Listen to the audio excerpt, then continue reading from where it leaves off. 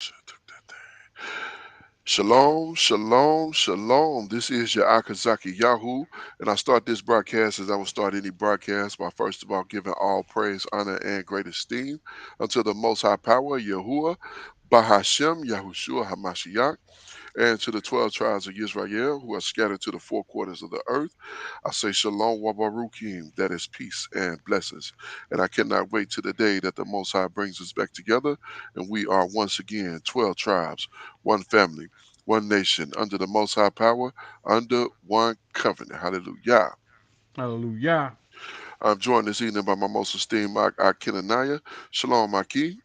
Hey, shalom, shalom, Maki. Shalom, shalom, Yasharal. All praises to the Most High for allowing us to be able to gather once more. Hallelujah. Hallelujah. Hallelujah. Yes, indeed. Definitely all praises to the Most High for another Yom Shishi evening and allowing us to come back again and get back into the script again. Hallelujah. And looking forward to we're now in Second Kings. We read the first five last week, and this week we oh, I didn't even think about what we went over last week. All right. Okay, we were in we Second Kings chapters 1 through 5. Okay. We see the demise of Ahab, Mm, the wicked northern king. yeah. Uh, we see what else? We see the passing of the torch to Elisha Mm-hmm. from Elijah. Elijah. Yeah. Kind. Yep. Kind. Yeah, yeah, we got into that. We also saw Yoram, Yoram, Jehoram Uh-huh. in his reign. We got into um, yeah, Elijah went up to Shamaim in the whirlwind. Elisha took over, and we saw the partings of the water. A couple once by Elijah Mm-hmm. and another by Elisha. So that was interesting as well. Um, we also saw the northern kingdom and the southern kingdom team with Edom to go against Moab. And Moab apparently had gotten too big for their britches, and so they needed to be put in check. So they teamed up to handle that. And we also saw the widow um, be able to for her house to sustain with the oil. Mm-hmm. So that was some good read too, and the Shulamite woman as well. And her son becoming ill and being healed. So uh, we also saw Naaman's leprosy be Yeah, healed. Khan, I forgot all about that. All right. Yeah. Khan. And we saw his servant Gehazi get greedy and end up Mm-hmm. taking on that same leprosy. So let's this week we're gonna start with chapter number 6. So let's go ahead and get to it here.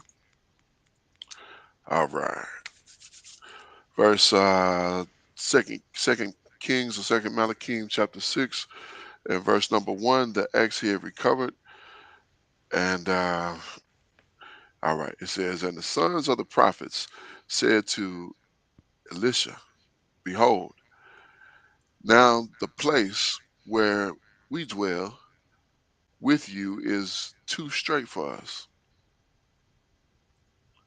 That's a strange way of saying something. It's too straight for us. I wonder what that means when straight. Let's see what that straight is. Mm-hmm. See if that may be something else. So. Tsar, tsar. Narrow, tight, distressed, straight, distressed. Adversary, foe. Okay, enemy, oppressor.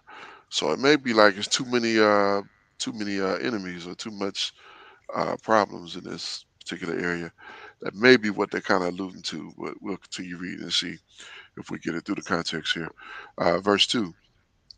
Let us go, I pray you, unto Jordan, and make there every man a beam, and let us make us a place there where we may dwell. And he answered, go you. All right, let's check out this beam here. Some of the stuff, the context clues that kind of give us, and then some of the stuff you gotta, like, what is that? Korah.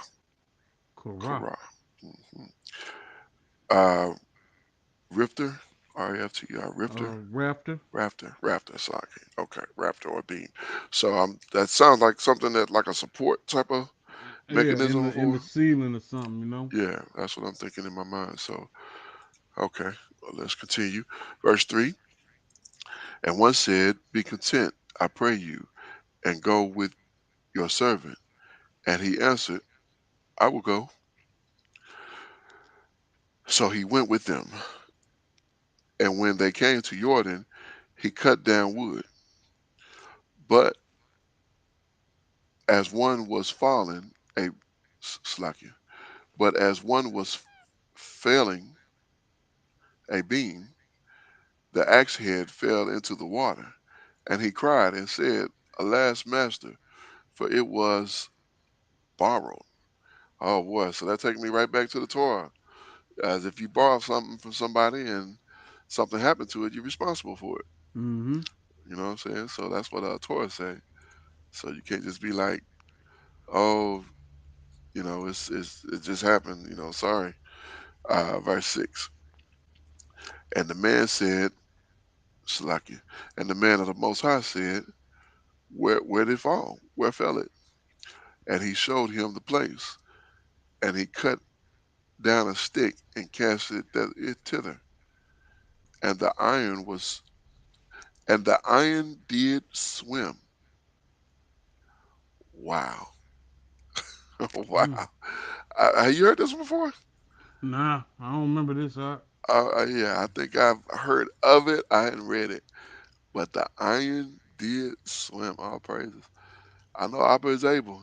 I certainly wouldn't say he can't do that, but all I say is all praises to that. Is if the script said it swam, it swam. Mm-hmm. Verse 7.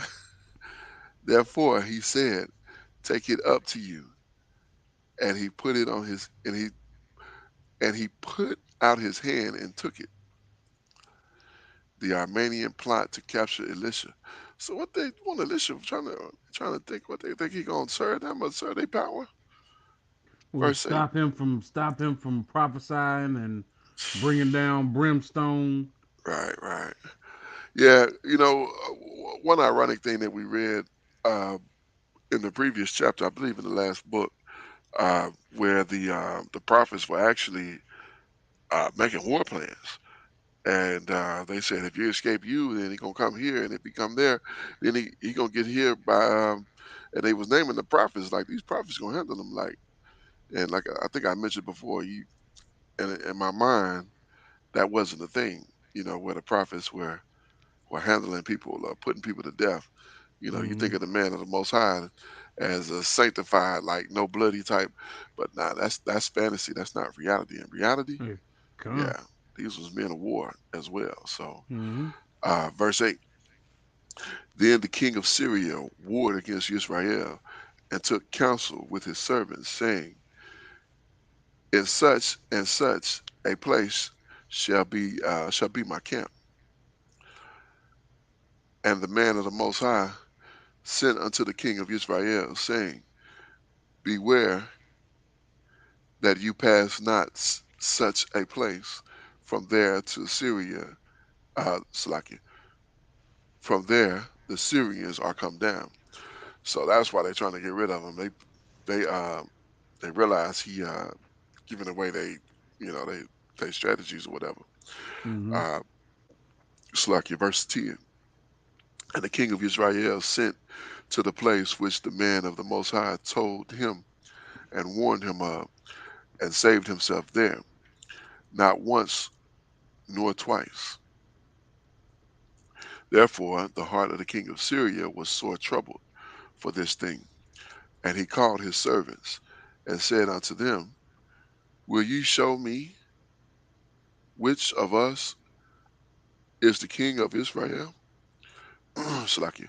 Will you show me which of us is the king of Israel? Show me not, or will ye not? Oh, Salakia, Salakia. Okay, I left out the not. Salakia, my bad. Uh, will you not show me which of us is the king of Israel?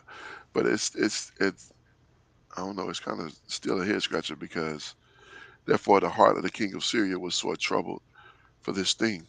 And he called his servants and said unto them, will you not show me which of us? That's where it's throwing me off. Like, that don't make sense.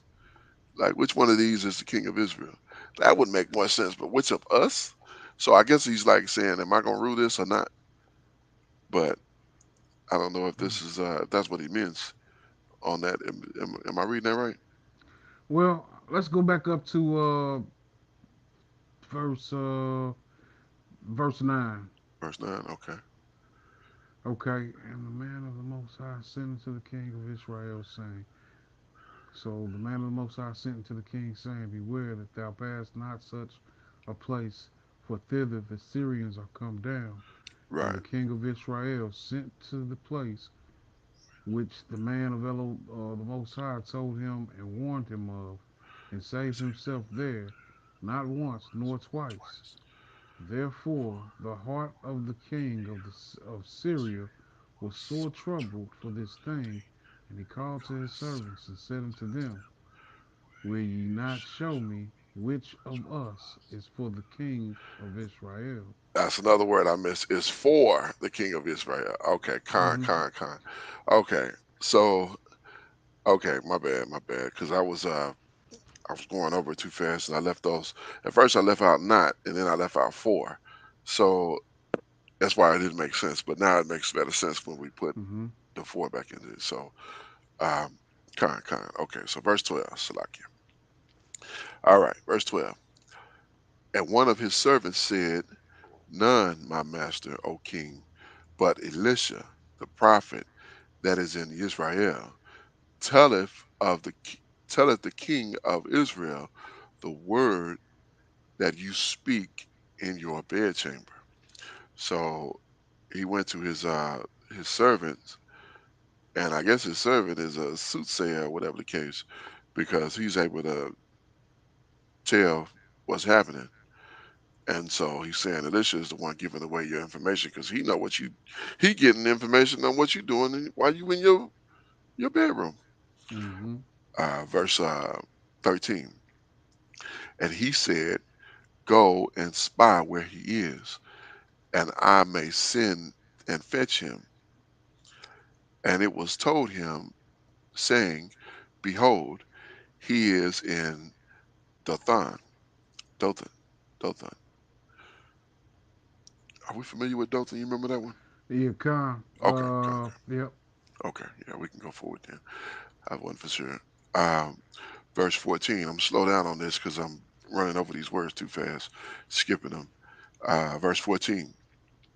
Therefore, sent sent he there thither horses and chariots and a great host, and they came by night and compassed the city about. And when the servants of the man of the Most High was risen early and gone forth, behold, and hosts compassed the city both with horses and chariots. And his servants said unto him, alas, my master, how shall we do? And he answered, fear not, Mm-hmm. for they be with us, Slakia, for they that be with us are more than they that be with them. Like, don't worry, we got it. Mm-hmm. You remember Uh, this story, don't you? I remember this one, Khan. Yeah, Yeah, Khan. he gonna open his eyes, and we're gonna get to that here in just a second. Mm-hmm. Verse 17. And Elisha prayed and said, Yahuwah, I pray you, open his eyes that he may see. And Yahuwah opened the eyes of the young man, and he saw, and behold, the mountains were filled with horses and chariots of fire round about Elisha. Man, talking about a double portion. You know what I'm saying? That's like a phew. Mm-hmm. He got it. He's definitely got it. Verse Indeed. 18. All praises. Verse 18. And when they came down to him, Elisha prayed unto Yahuwah and said, smite this people, I pray you, with blindness. And he smote them with blindness according to the word of Elisha. Now, I don't know. I don't know. I think I would have been like, throw him off the mountain. You know what I'm Hmm. saying? Get rid of them.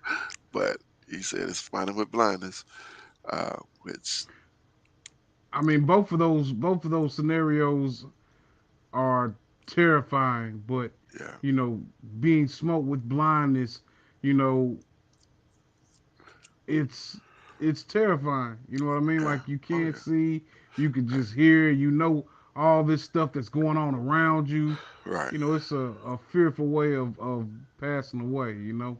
definitely, definitely. Well, yeah, and that's the thing. I would have been trying to get rid of them. You know what I'm saying? So they don't. Is I think it was just blindness giving you a chance to get away where they can't see you. Hmm. So compared to actually getting rid of him, you wipe out his army and you say this Syrian captivity, but it was destined to happen anyway. So, um, verse 19, and Elisha said unto them, and I kind of just like it. I kind of think like that. Like I be wanting to, how can we avoid this? How can we make this where it's not? But it had to happen the way it did because we went off, and we see how far off we are from the reading. How far off our people were in the Northern Kingdom. I mean, they were terrible. And the punishment had to come, and he had to he used these other nations to do it. So you really can't blame them, but it is them that's doing it. It's not like he's you know going to them saying, "Hey, if you go take care of my people, then I'll give you X." It's the wickedness of their heart that's causing them to come against Israel. It's Hmm. not because he's saying he making some kind of a treaty or whatever. I don't say treaty, but some kind of a deal with them. So, verse 19, and Elisha said unto them, "This is not the way, neither is this the city. Follow me, and I will bring you to the man whom you seek." But he led them to Samaria. That's Elisha talking. Okay, verse 20. And it came to pass when they were come to Samaria that Elisha said, Yahuwah, open the eyes of these men that they may see. And Yahuwah opened their eyes, and they saw, and behold, they were in the midst of Samaria. And the king of Israel said unto Elisha, who he when he saw them, my father, shall I smite them? Shall I smite them? And he answered, You shall not smite them. Wouldst you smite those uh, you have taken captive by his sword? Slakia had taken captive with your sword and with your bow. Uh, set bread and water before them, that they may eat and drink and go to their master. And Hmm. he, right, it's, prisoners, they prisoners of this battle, of this war. It said war, and I think the first verse, if I remember correctly, or maybe not the first verse, but up right when we began this part. Let's go Okay. back here. You remember you call that? Hmm. Uh, okay, con. So let's go I up. want to say it was maybe three. Okay, con. Yeah, yeah. I remember seeing it. So, which one? Where did we leave off of? Slacky. King said to listen. Okay, well, so we're right here. Uh, go to the master. So, verse 23. And he prepared and he prepared great provision for them. And when they had eaten and drunk, he sent them away, and they went to their master. So the bands of Syria came no more into the land of Israel. So I guess with that act of kindness, then they didn't come at this time. So, but I know the Assyrian captivity is on the horizon. Indeed, I. Yeah, so that's kind of ironic. But let's continue. Verse 24: the siege of Samaria, cannibalism. Oh boy, we're about to get into the hard stuff here. And it came to pass after this that Benadad, king of Syria, gathered all his hosts and went up and besieged Samaria. And there was a great famine in Samaria, and behold, they besieged it, until a donkey's head was sold for 80 pieces of silver, and the fourth part of a cab of dove's dung for 5 pieces of silver. A fourth part of the cab of dove's dung for Mm, 5 pieces of silver? That's a sore man, famine. I man, mean, this things are rough. who want to eat dove's dung? Right? I mean, let's see what this cab is. Cob, cob. Uh, a dry measure, about 1.5 liter, or a Mm-hmm. quarter of a what is a sith, Sia. sith, or an eighth of an ephod, or one sorry, Salakia, or 1/18th of an ephod. I'm interested in what this is. Let me get some. Let me go to Google here. Let's see what we can find out about this just real quick.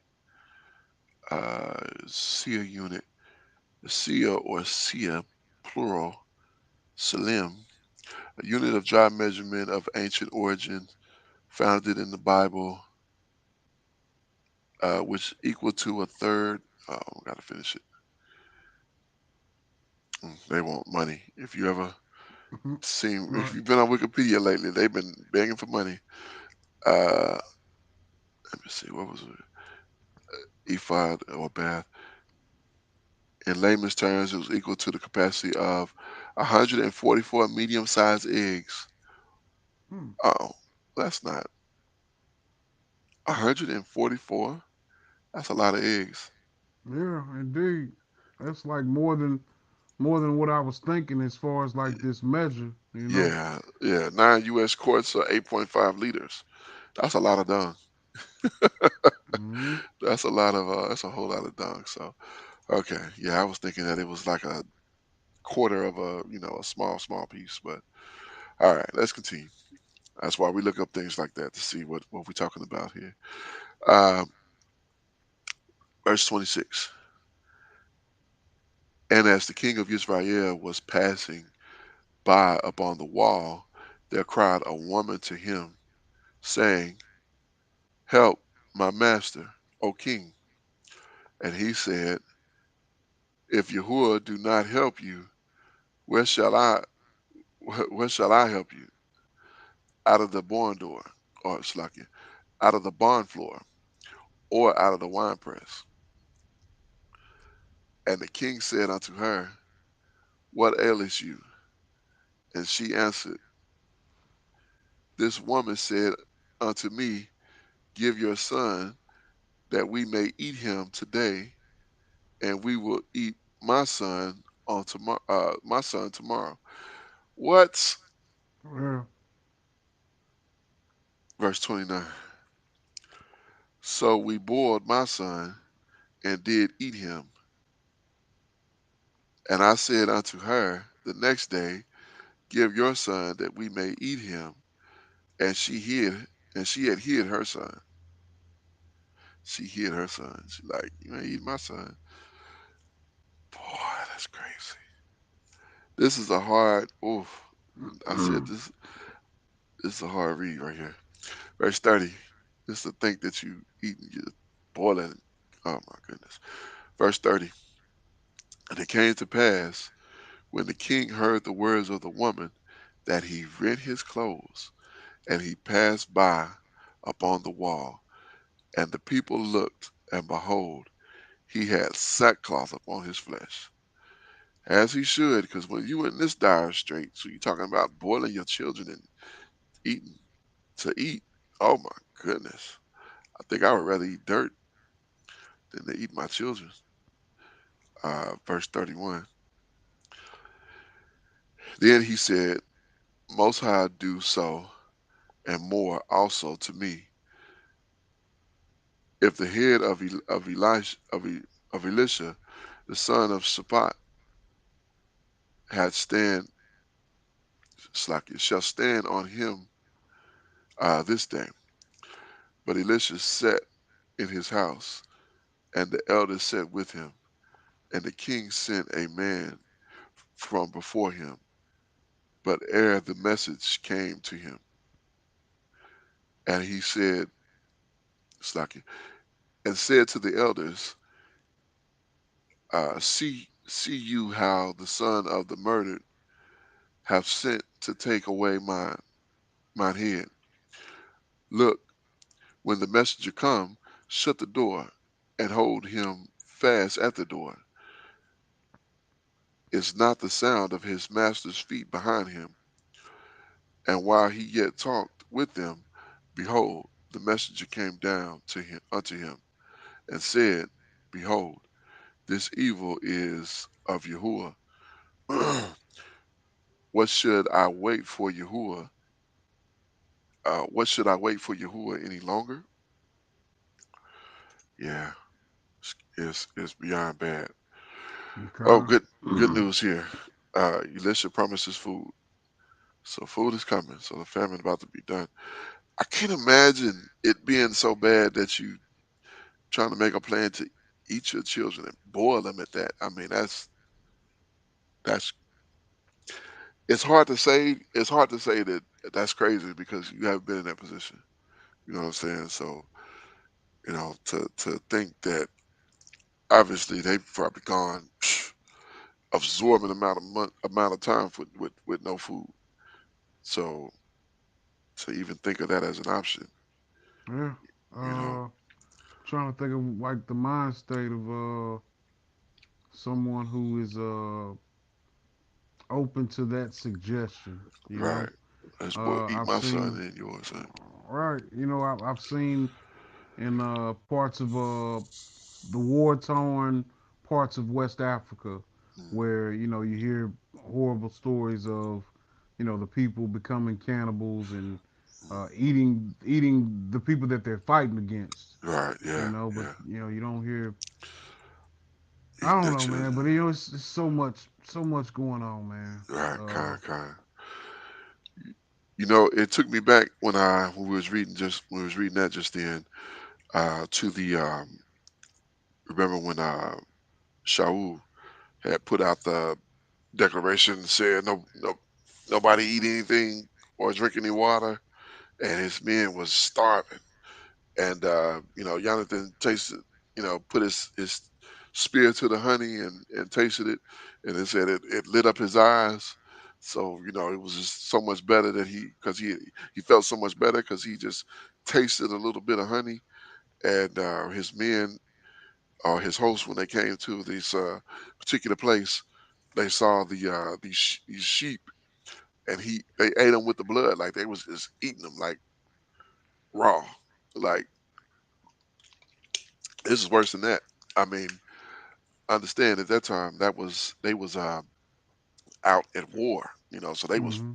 rigorously battling and moving, and you know this situation not even, so this had to be just a time with just nothing to eat, probably venture to say months, probably at least 2 maybe 3 months, because I don't know, after 3 weeks or after early after 3 days, your body start eating itself as far as muscle, muscle mass. So uh, well, let's start verse chapter 7 here, to verse 1.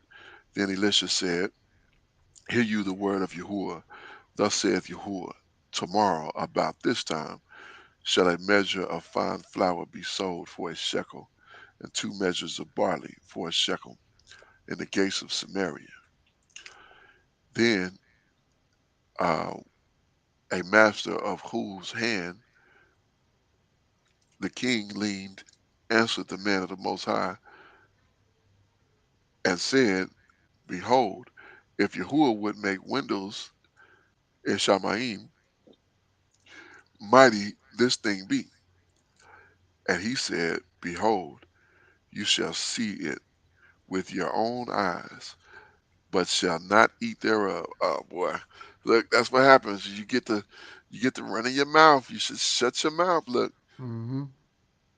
These things that are written aforetime are written for our learning. And one thing you got to learn is when to shut up. Yeah, things have been hard, but the man of the Most High is telling you that tomorrow deliverance is coming. And for you to say, yeah, right, basically what he was saying, Hmm. like, yeah, you're going to see it, but you ain't getting none. Is you're going to be, Murmuring doubt, you know. exactly, exactly. So they, our people, man, just hard headed, they just won't learn. They won't learn. He know Torah. And he gonna open his mouth and say against that's right against the Most High. The Most High done told his man, I'm gonna do it tomorrow, and then you gonna say, yeah, right. Cool. Well, you ain't gonna get none, buddy. Um, second Malachi chapter 7 and verse 3. Four lepers re- relate Armenia's flight. Relate Armenia's flight. Okay. Verse 3. And there were four leprous men at the entering of the gate, and they said one to another, why sit you here until we die? Salakia. If we say we will enter into the city, then the famine is then the famine is in the city, and we shall die there. And if we sit here, we die also. Now therefore, come and let us fall into the host of the Syrians. If they save us alive, we shall live, and if they kill us, we shall but die. They Right, like, right, man, we need a plan or something. right. It's As if 50-50, right. 50-50 chance. You know? Right. Either we're gonna die at the gate, we're gonna go in the city and die, or at least we go to the Right. Syrians. Maybe we'll live, maybe we'll die. Man. That kind of makes sense, but I guess if you're starving, Con. uh, verse 5, and they arose up in the twilight, That's right, okay, to go into the camp of the Assyrians. And when they were come to the uttermost part of the camp of Syria, behold, there was no man there. So they done split. Verse 6. For the master had made a host of Syria to hear a noise of chariots and the noise of horsemen, even the noise of a great host. And they said one to another, Lo, the king of Israel have hired against us the king of the Hittites and the king of the Mizrites to come upon us. Verse 7.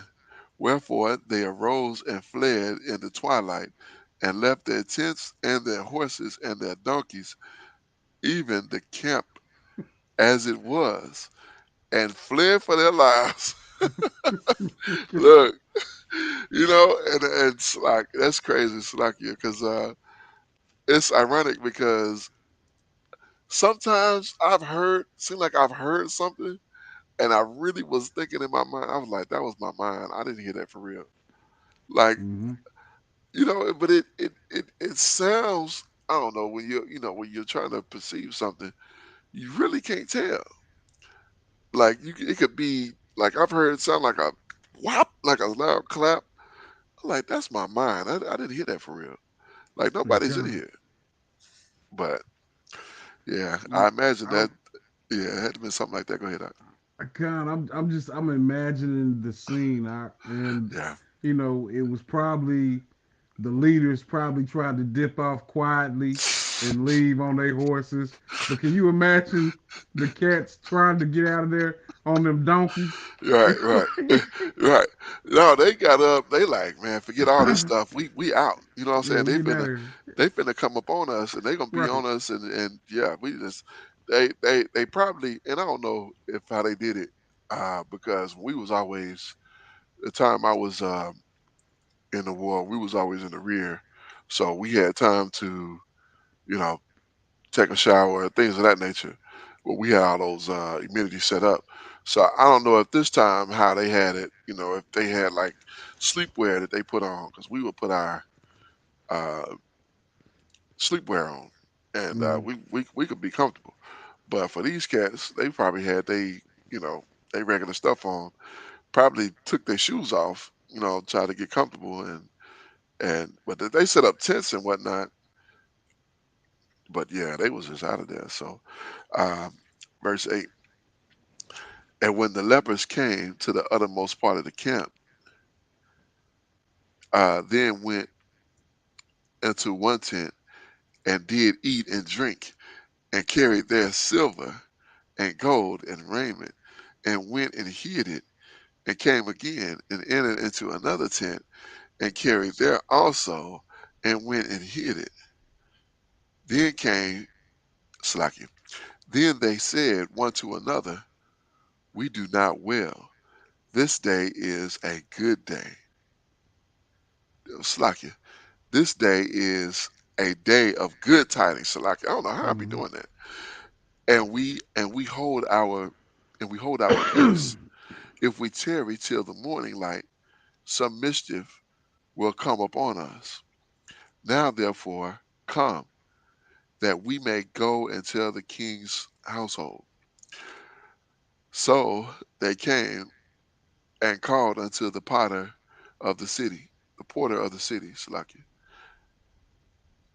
And they told him, saying, We came to the camp of the Syrians, and behold, there was no man there, neither voice of man, but horses tied, and donkeys tied, and tents as they were. Oh wow. Yeah, they left everything. They took off. I mean, when they heard, they was like apparently they all heard it. Yeah, you ever hear, what I'm saying? You ever hear people like, did y'all hear that? You know what I'm Right. saying? Because that's trying to you looking for confirmation. Was like, was that me or was that really something? And apparently they all heard it. That's why they was like, we out. Verse 11.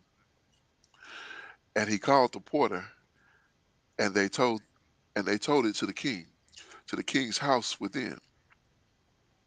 And the king arose in the night and said unto his servants, I will now show you what the Assyrians have done to us. And they know that we be hungry. Therefore are they gone out of the camp, and hid themselves in the field, saying, When they come out of the city, we shall catch them alive and get unto the city. So the king think it's a trap. Mm-hmm. He didn't consult Elisha. He should have consulted. Should have went straight to Elisha. See again. I mean, so much lessons to learn from this. You know what I'm saying? Reading this here, verse 13. And one of the servants answered and said, Let some take, I pray you, 5 of the horsemen, and remain with which are left in the city. Behold, they are as the multitude of Israel that are left in it. Behold, I say, they are even as all the multitude of Israel that are consumed. And let us send and see. Now, if they would have talked to Elisha, they would have known that the Most High was planning to get food to them Mm-hmm. the next day. And here it is. This is it. I mean, who else would have made that noise? But they don't have all this information. Verse 14. I tell you how off the king was, because instead of, if you got a man like Elisha in your midst, you should have him at your right hand. Indeed, man. You Wear know, out his doorsteps. yeah, Khan. You should be like, man, what you need? What can I get? What can I, man? Constantly, like, come on, come over here, come over here. Well, I'll come over there, whatever. You know what I'm Right. saying? Verse 14. They took therefore two chariot horses, and the king sent after the host of Syria, saying, Go and see. The promise fulfilled. And look, in my mind, I'm picturing like a few tents, but this is a whole camp. So this Mm-hmm. is like almost a city, and they done left it. I mean, they running for their lives because they Yeah. heard these hosts. They still running. It's night. They still fleeing. Verse 15. And they went after them at Jordan, and lo, all the way was full of garments and vessels, which the Assyrians had cast away in their haste. And the messengers returned and told the king. And the people went out and spoiled the tents of the Syrians. So a measure of fine flour was sold for a shekel, and a measure of barley for a shekel, according to the word of Yahuwah. All praises. Abba had fulfilled his promise That's right. to the man of the Most High and revealed it to him before he did it. Verse 17. And the king appointed the master of whose hand they learned and how to charge Slakia. Let me start that over. And the king appointed a master of whose hand he learned to have the charge of the gate. And the people told upon him in the gate, and he died, as the man of the Most High said, who spake when the king came down to him. It's like he said, yeah, you gonna see it, but you ain't gonna get none of it. Mm-hmm. So I figured that this when I was reading that, I figured that this was the man. And yeah, this was the same one as the Most High said. So verse 18, and it came to pass as the man of the Most High had spoken to the king, saying, 2 measures of barley for a shekel, and a measure of fine flour for a shekel shall be tomorrow about this time in the gates of Samaria. And the master answered the man of the Most High and said, Now behold, if Yahuwah should make windows of Shamaim mighty, such a thing be.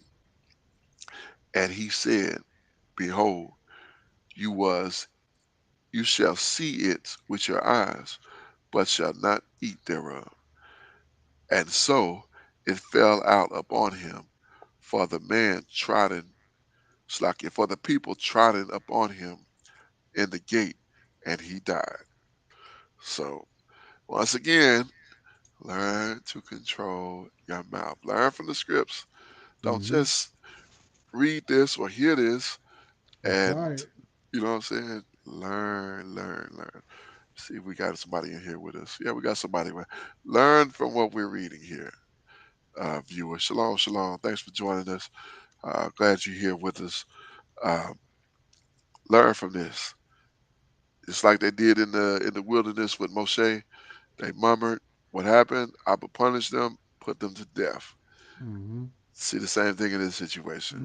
Mm-hmm. So don't make the same mistake that we read about. Don't do the same thing. Get your ruach right. I know I'm certainly trying to implement that in my ruach. So this is the book of Second Kings or Second Malachim, chapter 8 and verse 1. Jehoram restores the Shulamite's land. Verse 1. Then spake Elisha unto the woman, whose son he had restored to life, saying, Arise, and go you to your household, and sojourn there, and sojourn whithersoever you can sojourn. Salaki. For Yahuwah have called for a famine, and it shall also come upon the land 7 years. Ooh, this is about to be bad. All right, verse 2. And the woman arose and did after the saying of the man of the Most High, as she said, Slakia, and she went with her household and sojourned in the land of the Philistines 7 years. I would hate to have to go to the land of the Philistines or any other land where you in your own land. But that's why you can't let the king be wicked. King need people around him that say, hey man, you can't do that. Your You don't need a con. bunch of yes men. Verse 3. And it came to pass at the seventh year end that the woman returned out of the land of the Philistines, and she went forth to cry unto the king for her house and for her land. And the king talked to Gehazi, the servant of the man of the Most High, saying, Tell me, I pray you, all the great things that Elisha had done. Now it's ironic because I would think that Gehazi would have been out of there. Yeah, after that greed Yeah, episode he had, yeah. I mean, I guess he took his punishment like a man. Like he was right, I was wrong, so my bad. But verse 5. And it came to pass as he was telling the king how he restored the dead body to life, that behold, the woman whose son he had restored to life cried to the king for her house and her land. And Gehazi said, my master, O king, this is the woman, and this is her son, whom Elisha restored to life. And when the king asked the woman, Slakia, and when the king asked the woman, she told him. So the king appointed her, Slakia. So the king appointed unto her a certain officer, Slakia, a certain officer, saying, restore all that was hers, and all the fruit of the field since the day that she left the land until now. So okay. So we passed the famine. I was thinking we about to read more of the famine, but I'm glad we went past it because I know it was bad. 7 years, my goodness. Mm-hmm. That's as long as the famine was when they was in Mizraim. You come. Um, Elisha predicts evil uh, from Hazael. Hazael, verse 7. And Elisha came to Damascus, and Benadad, the king of Syria, was sick. And it was told him, saying, the man of the Most High is coming here. And the king said unto Hazael, take a present in your hand and go and meet the man of the Most High and inquire of Yahuwah by him, saying, shall I recover from this disease? Right. Why would you ask Yahuwah if you're going to recover? Have you been righteous or you been wicked? Let's Mm-hmm. see. Let's see. I wouldn't ask Yahuwah if I've been a wicked man. I'd be like, ooh, Forgive me. especially, all You right, know. yeah, that's what you need to be saying for real. Um, verse 9. So Hazael went to meet him and took a present with him, even of every good thing, Slakia, even of every good thing of Damascus, 40 camels burdened, and came and stood before him and said, your son Benadad, king of Syria, have sent me to you, saying, shall I recover of this disease? And Elisha said unto him, go, say unto him, you may certainly recover. Howbeit, Yahuwah have showed me that Yahuwah have showed me that he shall surely die. Wow.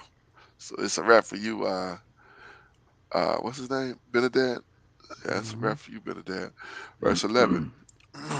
and he settled and he settled his uh and he settled his countenance steadfast until he was ashamed. And the man of the Most High wept. Slakia. I'm thinking that this is his servant that settled his countenance steadfast until he was ashamed. And the man of the Most High wept. So is Elisha crying? Yeah. Yeah. Okay. Okay. And Hazael said, why weep, my master? And he answered, because I know the evil that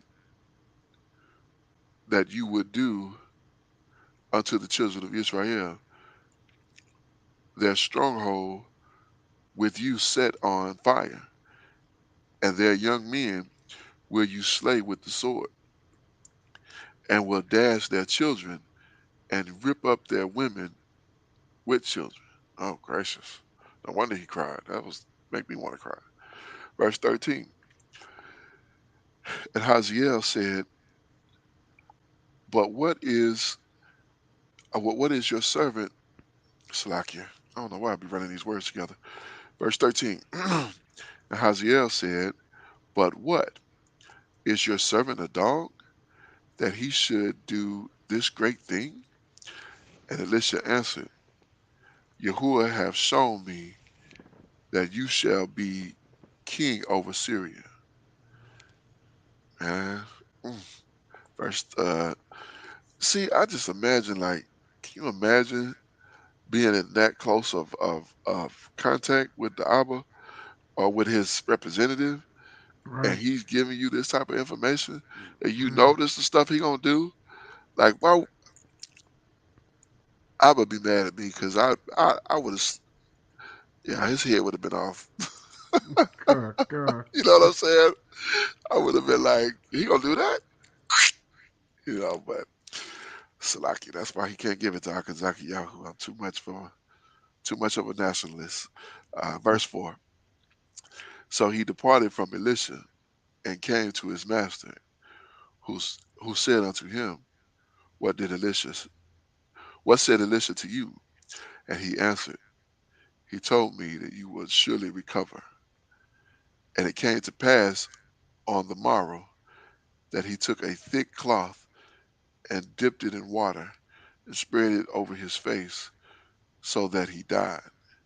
And Hazael reigned in his stead. So did he kill him?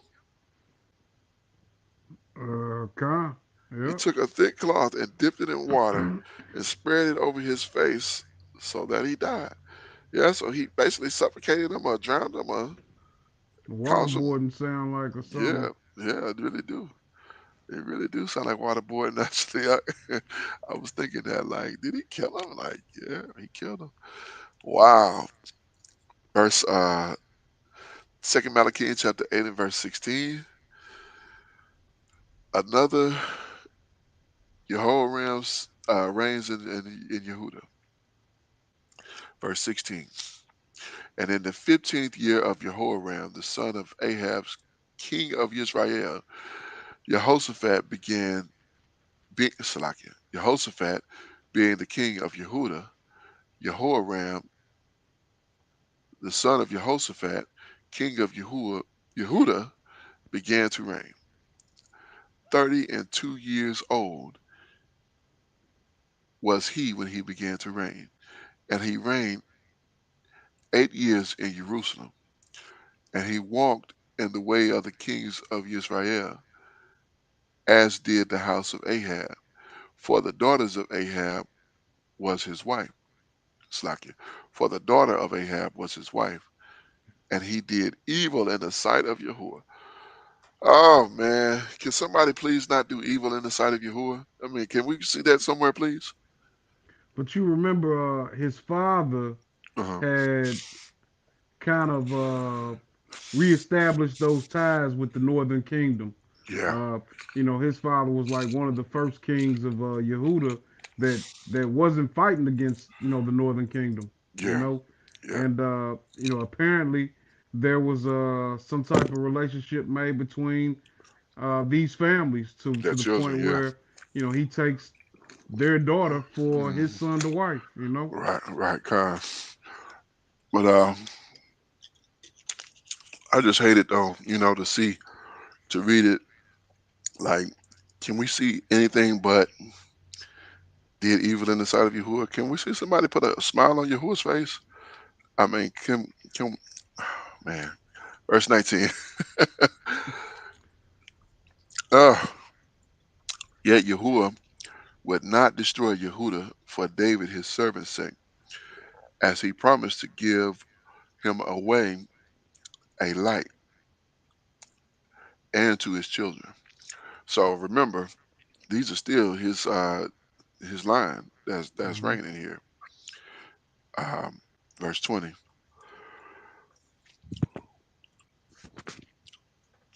In his days, Edom revolted from under the hand of Yehuda and made a king over themselves. So what? So that's strange because we just read where Edom came with uh, to Israel and to Yehuda, and they all went to Moab. Hmm.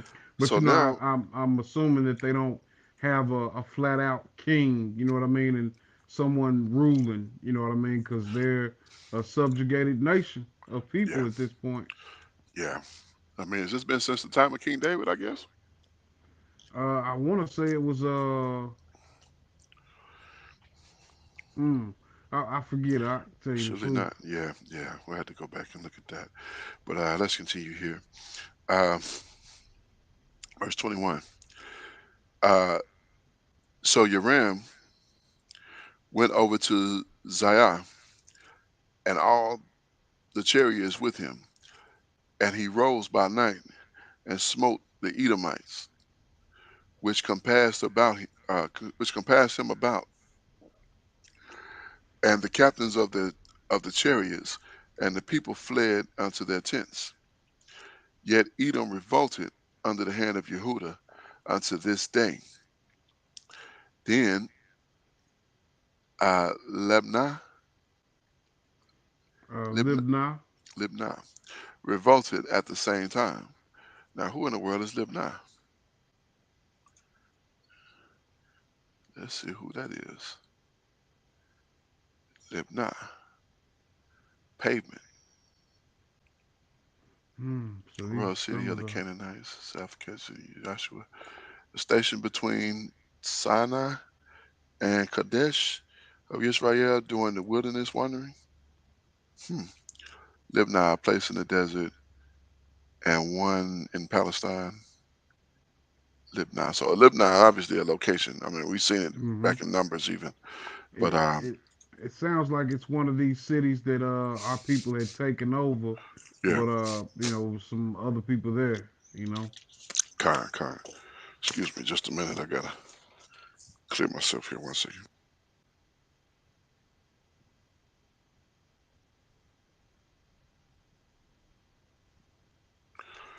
Slack you. All right, I'm back. All right, let's continue. Verse 22. Yet Edom revolted. Oh, oh, I just read that. Verse 23.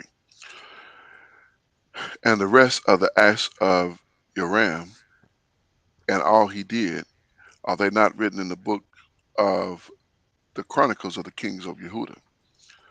So, man, the Yehuda gonna be. Whew, I mean, the Chronicles is gonna be something else. Because, Hmm. like I said, I've heard some of these stories, read some of it, but never like straight through like we doing like now. So, um, this is very like edifying.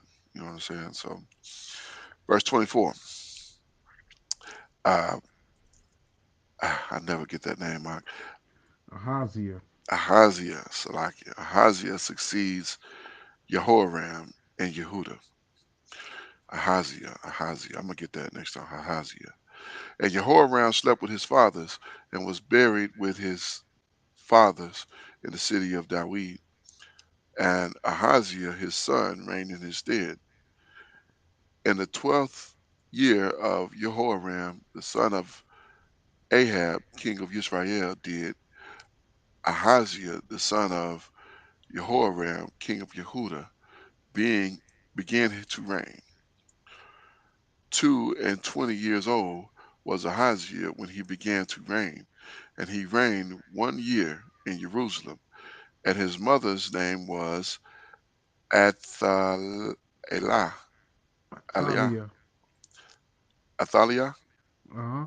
Okay, kind. I was close. I'm playing. Todaki. His mother's name was Athaliah, the daughter of Aram, Arim, Amri. Omri. Okay, kind. I remember us looking at that last week. Omri, Hmm. king of Israel. Kind. So he was Yoram was 18 years old when Ahaziah, I'm Slakia, when Ahaziah began to reign, because Yoram reigned for 8 years and he was 32 years old when he began to reign, and he reigned for 8 years, so he was 40 when he Hmm. died, and his son was 22 years old when he took over. So, I don't know why I look at stuff like that, like how was this cat, you know what I mean, when he was Yeah. born, like, you know what I No, mean? no, that makes sense. That makes sense because you kind of creating that timeline in your mind. So Mm-hmm. that makes good sense. So I appreciate that sharing that. Yeah, I kind of look at that as saying like he's 20 and two. My thinking was, oh boy, he's young. This probably not going to be good. You know what I'm Mm-hmm. saying? So, Con. 22 years old, like, ooh, that's too much power for a 22-year-old. I think of myself at 22. I was a vastly different person than I am now. Mm-hmm. So, 43 now. So let's continue. And he walked in the way of the house of Ahab and did evil in the sight of Yahuwah, as did the house of Ahab. And he was the son-in-law of the house of Ahab. And he went to uh, Joram, the son of Ahab, to the war against Aziel, king of Syria, in Ramoth Gilead. And the Syrians wounded Joram, and King Joram went back to be healed in Yezreel, Yezreel of the wound which the Assyrians had given him in Ramoth when he fought against Aziel, king of Syria. And uh, Ahaziah, Ahaziah, Ahaziel. Ahaziel. That's like right here. Oh, Ahaziah. Con. Ahaziah. Okay, okay, Salaki. okay. Oh no, no, you good. You good. I was like, wait a minute. I thought. Okay, okay. All right. Ahaziah, the son of Jehoram, king of Yehuda, went down to see Jehoram, the son of uh, Ahaz, in Yezreel, because he was sick. All right, that was a mouthful. So, all right. So, chapter 9. Uh, I'll let you take. Well, I mean, if you don't mind taking this one out. Oh, indeed, Aki. Told everybody we start right here for All right. go right here. This is the second book of Malachim, chapter 9. Yehu reigns over Israel. Verse 1. And Elisha the prophet called one of the children of the prophets and said unto him, Gird up thy loins, and take this box of oil in thy hand, and go to Ramoth Gilead. And when thou comest thither, look out there Jehu, the son of Jehoshaphat, the son of Nimshi, and go in and make him arise up from among his brethren, and carry him to an inner chamber. Then take the box of oil and pour it on his head, and say, Thus saith Yahweh, I have anointed thee king over Israel. Then open the door and flee, and tarry not. So, this almost reminds me of when Dawid is chosen, or even Shaul. Mm-hmm. We see them anointed with oil. Mm-hmm. Calm. But it's ironic that he don't want them to stick around. So it tells me something about to happen.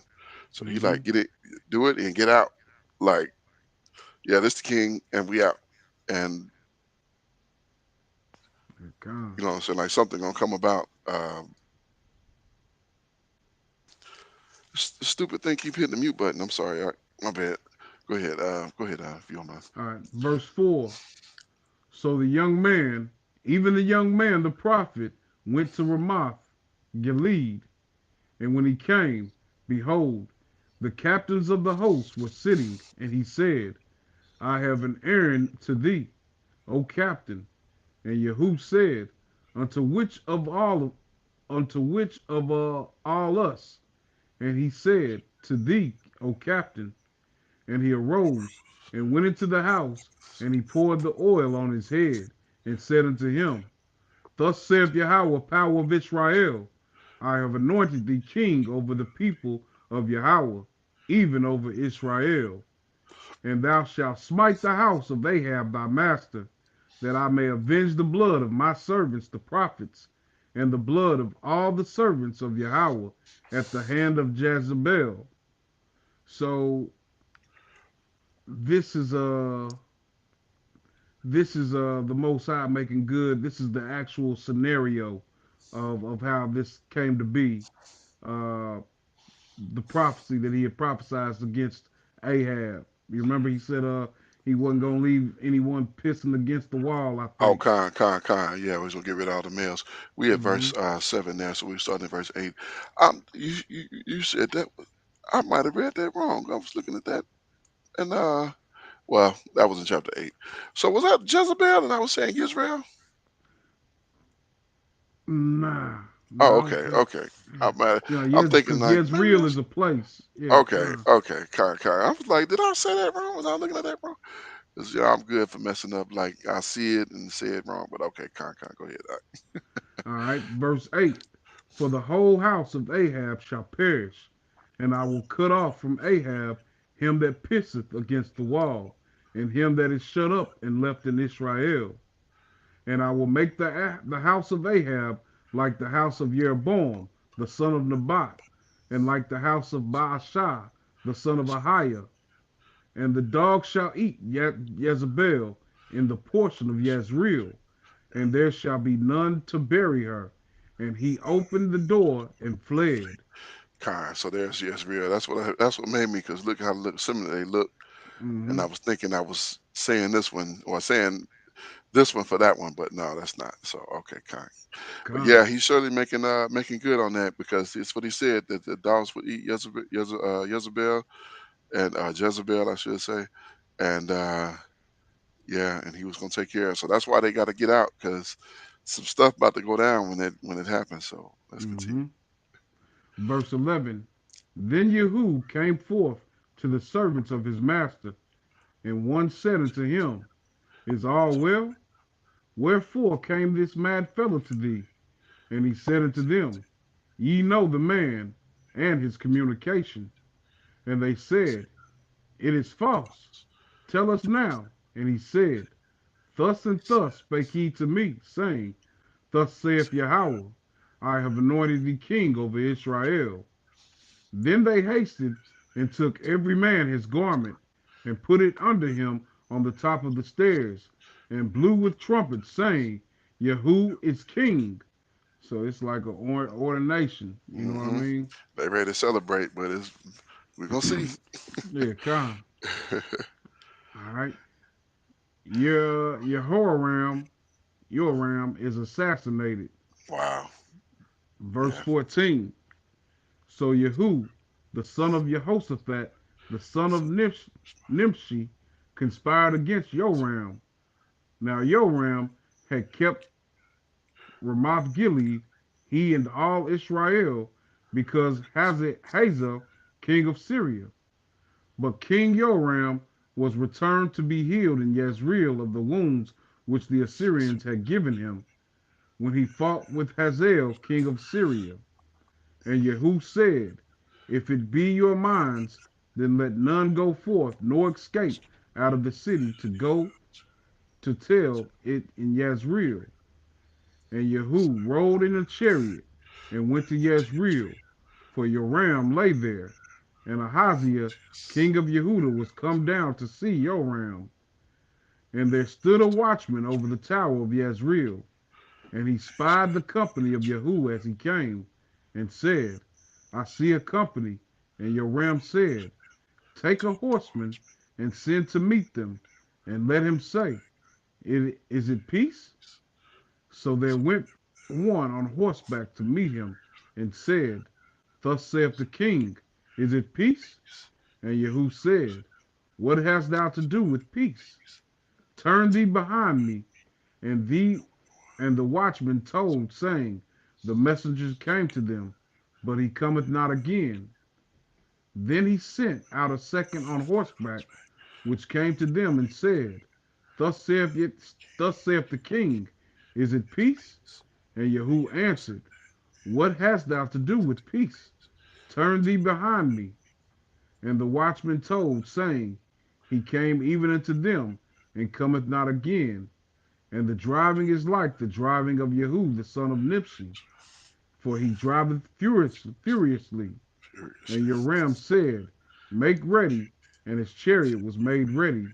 And Joram, king of Israel, and Ahaziah, king of Yehuda, went out, each in his chariot, and they went against Jehu, and met him in the portion of Naboth, for Naboth the Jezreelite. And it came to pass, when Joram saw Jehu, that he said, Is it peace, Jehu? And he answered, What peace? So long as the whoredoms of thy mother Jezebel and her witchcrafts are so many.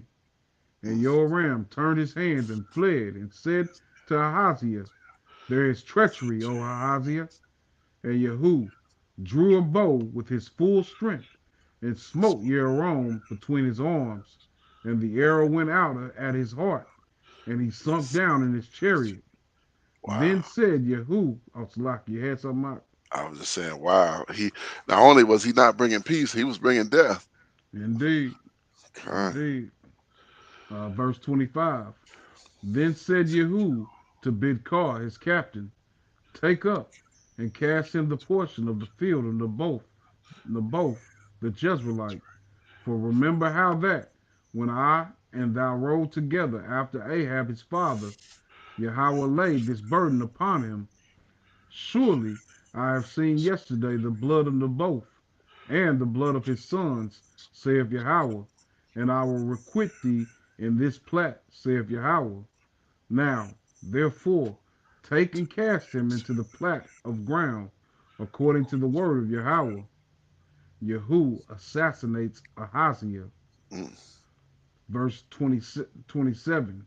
But when Ahaziah, the king of Yehuda, saw this, he fled by the way of the garden house. And Jehu followed after him and said, Smite him also in the chariot. And they did so at the going up to Gur, which is by Ablim. And he fled to Megiddo and died there.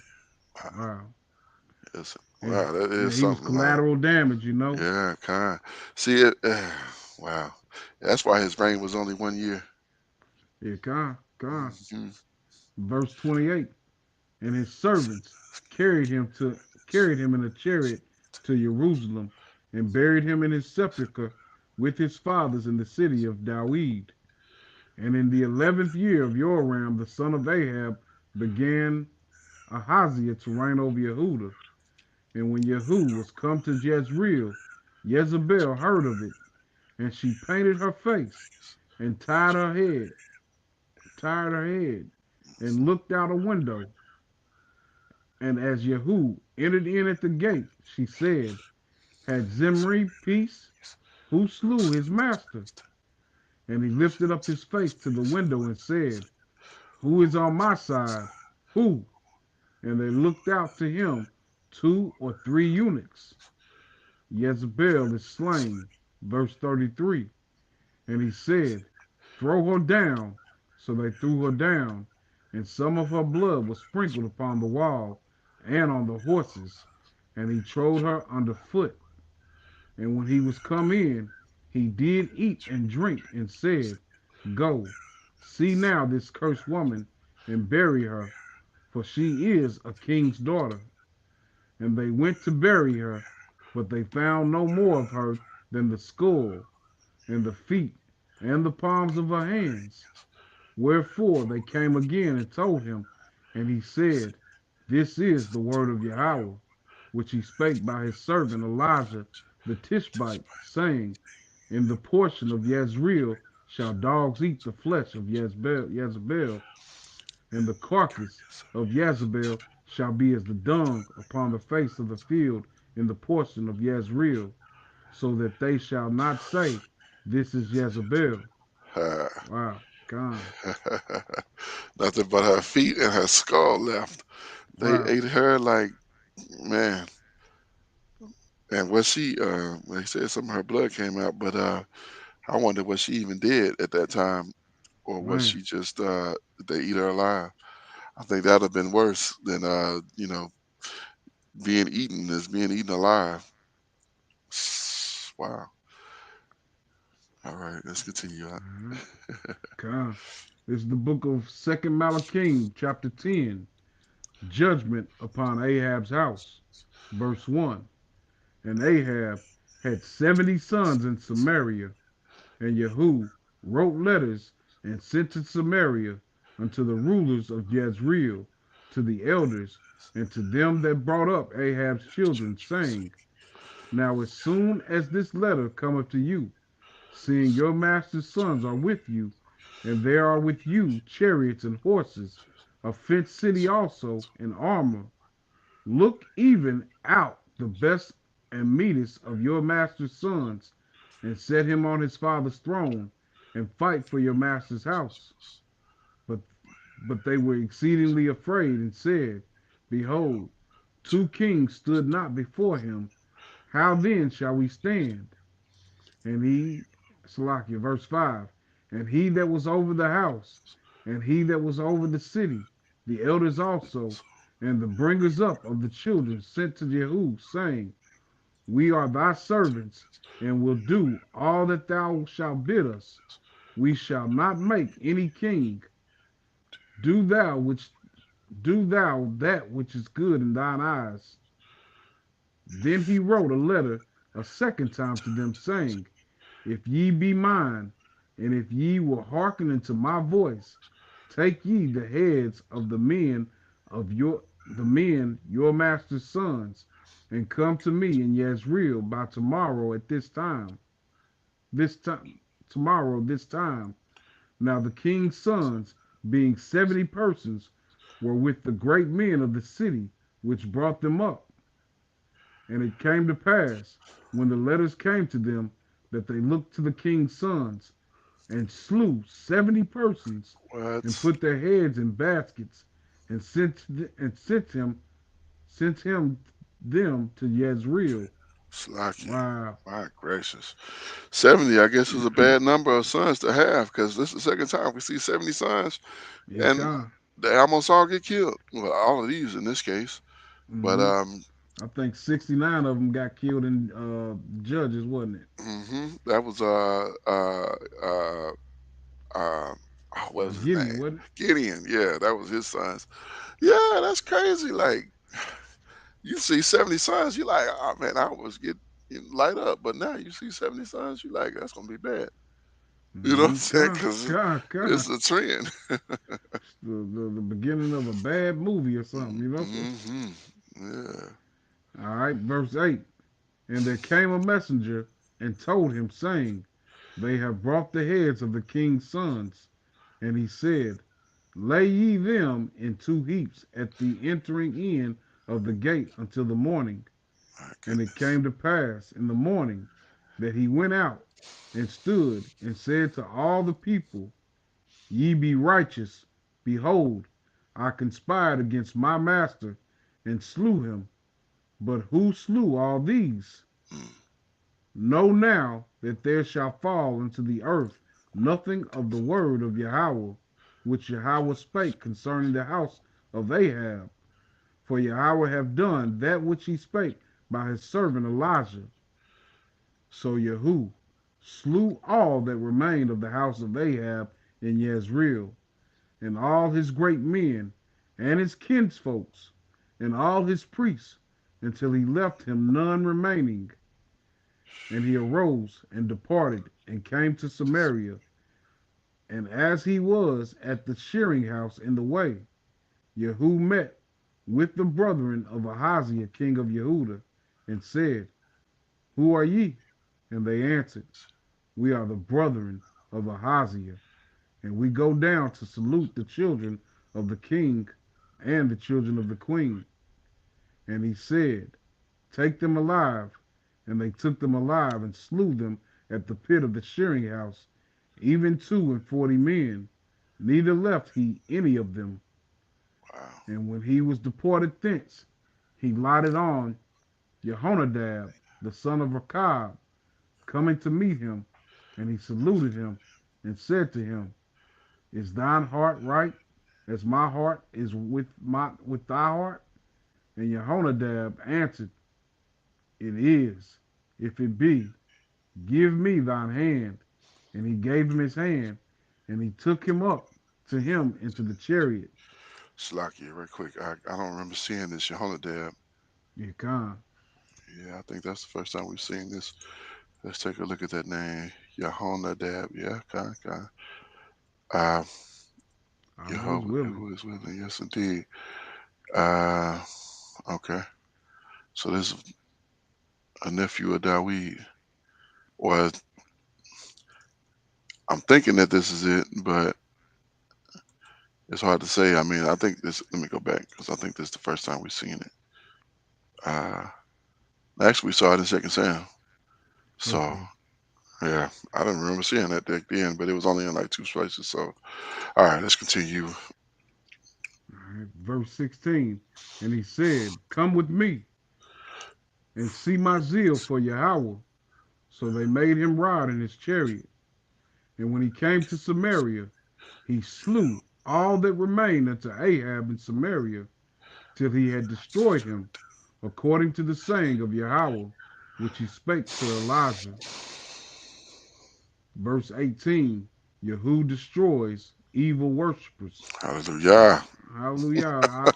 Hey, Yahoo is being obedient, man. man. He about that action too, Indeed. for real. All right, verse 18. And Yahoo gathered all the people together and said unto them, Ahab served evil a little, but Yahoo shall serve him much. What? Oh, He's okay, setting it's them a up. trick. Yeah, Yeah, he's setting con. them up. Verse 19.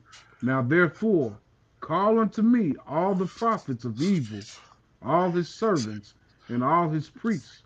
Let none be wanting, for I have a great sacrifice to do to evil. Whosoever shall be wanting, he shall not live. But Yahoo did it in subtlety, to Hmm. the intent that he might destroy the worshippers of evil. Hallelujah. Gather them All all praise to the together. Most High. Bring them Yeah. all together. All of y'all. All of you. This everybody? This everybody? All right. All praises. Yeah, gather them all in. All of y'all. It's about to be a bloodbath. Yeah, God. Verse 20. And Yahoo said, Proclaim a solemn assembly for evil. And they proclaimed it. And Yahoo sent through all Israel, and all the worshippers of evil came, so that there was not a man left that came not.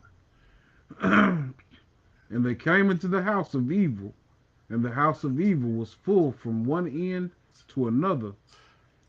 And he said unto him that was over the vestry, Bring forth vestments for all the worshippers of evil. And he brought them forth vestments. And Yahoo went, and Jehonadab, the son of Rechab, into the house of evil, and said unto the worshippers of evil, Search, and look that there be here with you none of the servants of Yahweh, but the worshippers of evil only. And when they went in to offer sacrifices and burnt offerings, Yahoo appointed fourscore men without, and said, If any of the men whom I have brought into your hands escape, he that letteth him go, his life shall be for the life of him. Wow. uh, Motivation. so like, yeah, kind. Man, this is really like wow because when you think about it, you know how social Israel is, and so you got all of these men. I'm talking about the script said that they feel from one end of the building of the room to the other, so they are stuffed into this place, and you would think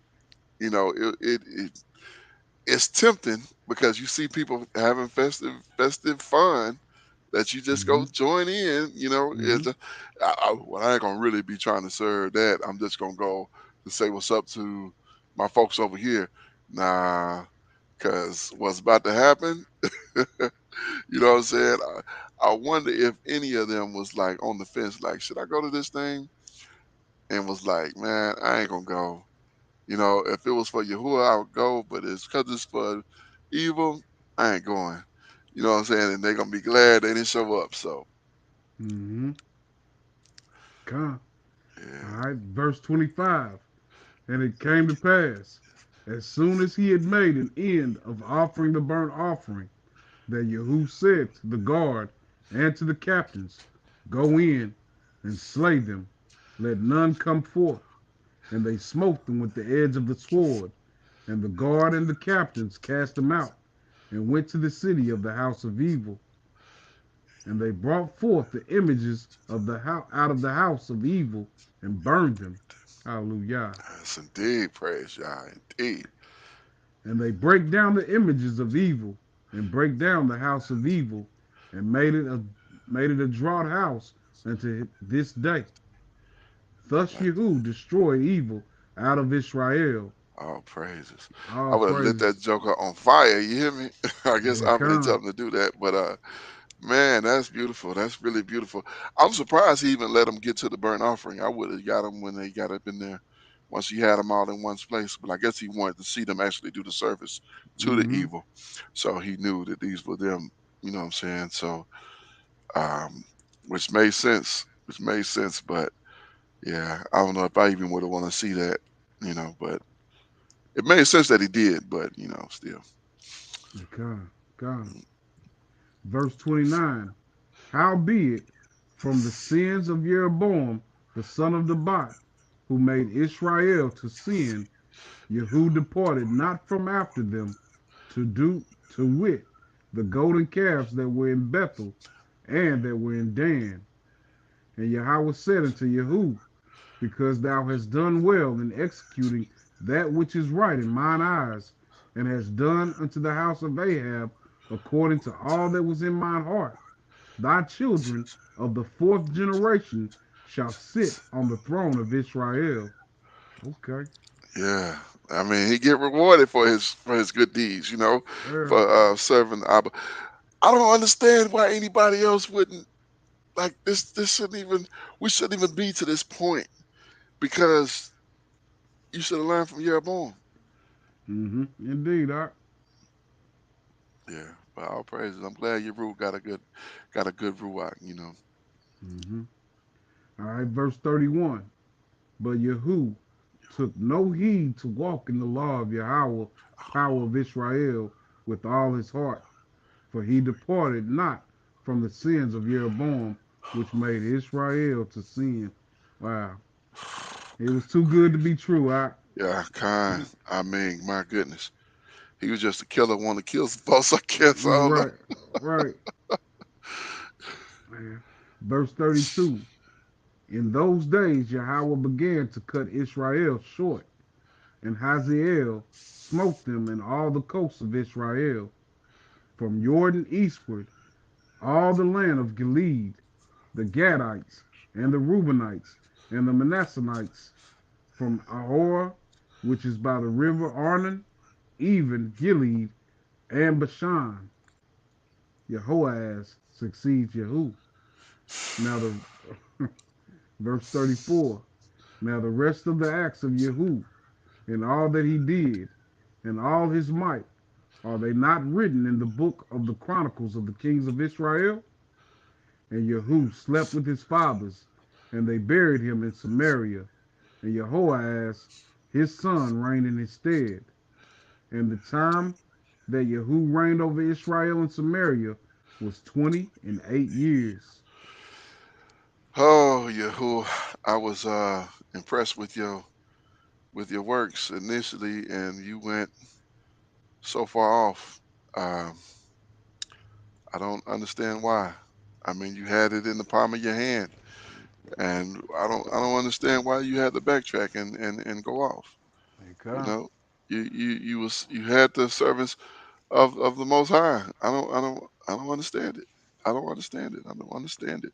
None the least. So, oh, let's get into final thoughts so we can put a nice bow on these 5 chapters here. Um, so I begin here. Um, so went over the. I thought it was miraculous seeing that axe head. The axe head swam. So that was the power of the Most High showing that it was. Things are able, and they wanted to take Elisha, and Elisha was just he had too much of Abba. I think he should have been sitting on the throne of Israel. To tell you the truth. Mm-hmm. Hmm. Yeah.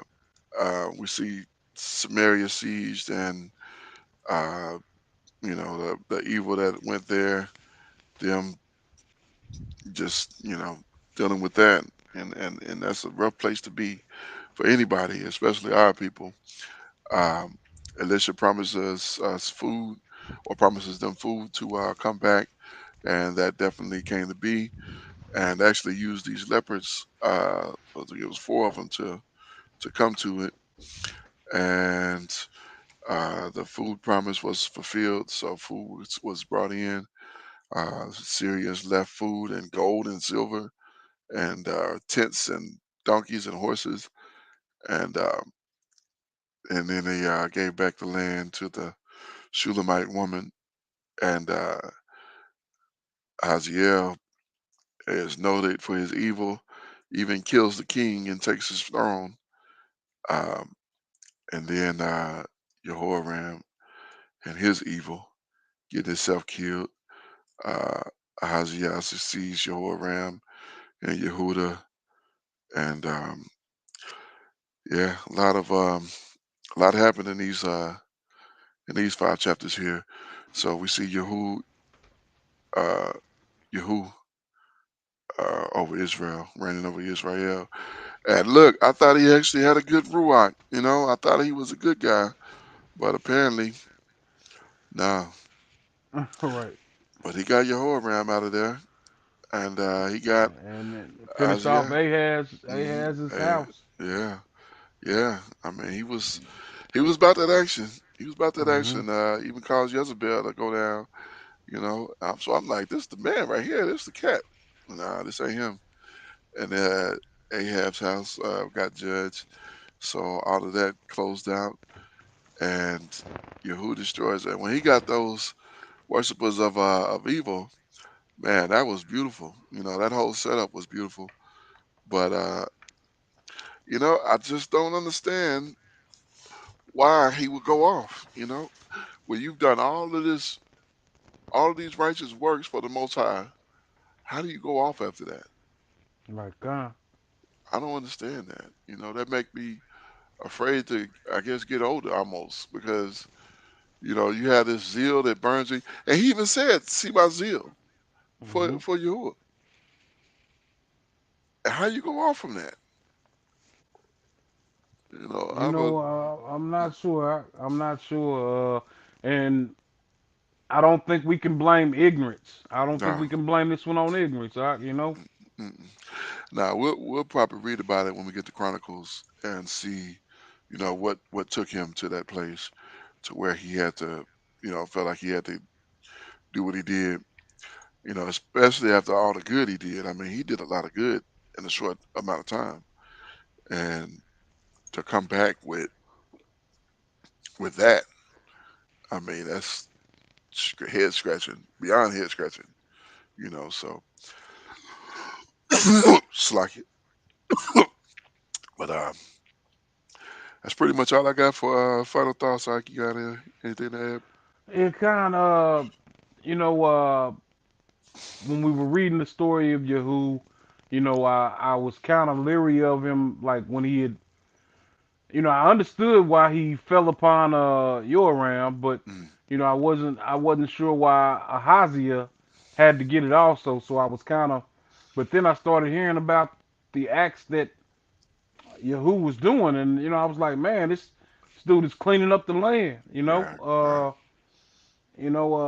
We hear so many stories about how wicked the Northern Kingdom was, and right. we don't hear a lot of righteous leaders Mm-mm, out of there. So I'm thinking, man, this is inspiring. You know what I mean? yeah. And there were people who tried to get it together, Hmm. but only to shortly let us down. Like after that, and like I said, he knew to cast down these images of evil. He knew Mm, to do all these things. Like why how can we say that, or how is it that he was unable to know that he was supposed to walk in those laws, statutes, and commandments, man? right, kind. Yeah, it's really disappointing, to read it and see that this is where it came to in his end. That as righteous as he was walking and as upright as he appeared to be being, you still got uh, you still got what's the prophet's name? Uh, Alicia. Alicia Salaki. I don't know how I forgot that. Just slipped my mind just that quick. But you still got Alicia in the land here, and so they should have been like arm in arm. You know what I'm saying? And Hmm. just handling everything that needs to be handled. The Most High was with basically both of them. He spoke to him. It said he said unto him, like, why would you? I don't understand how you get off from that point. So, uh, yeah. So I guess we'll get more tomorrow. Not guess, but we will get more tomorrow. Abba willing, we'll be able to get back to the conclusion here. And last but not least, you got anything else to add out? Now, all praise to the Most High for another wonderful reading. You know. Hallelujah. Yes, indeed. Yes, indeed. We only at about an hour and 35 minutes here. So that's a Barakai as well. We were able to get through this one. So we're gonna start ending with Ecclesiastes um, chapter 12 and verse 13. Let us hear the conclusion of the whole matter. Fear the Most High and keep his commandments, for this is the whole duty of man. So that's our duty is to fear the Most High and to keep his Hmm. commandments. So this is what we are meant to do, especially this people. We are meant to do these things. So um, with that, I am your Akazaki Yahoo, joined by my most esteemed Kenanaya. We give all praise, honor, and great esteem unto the Most High Power, Yahuwah, Bahashem, Yahushua Hamashiach, and to the 12 tribes of Israel who are scattered to the four quarters of the earth. We say Shalom Wabarukim, that is peace and blessings. And I cannot wait to the day that the Most High brings us back together and we are once again 12 tribes, one family, one nation, under the Most High Power, under one covenant. Until that day, Shalom, family. Shalom, shalom,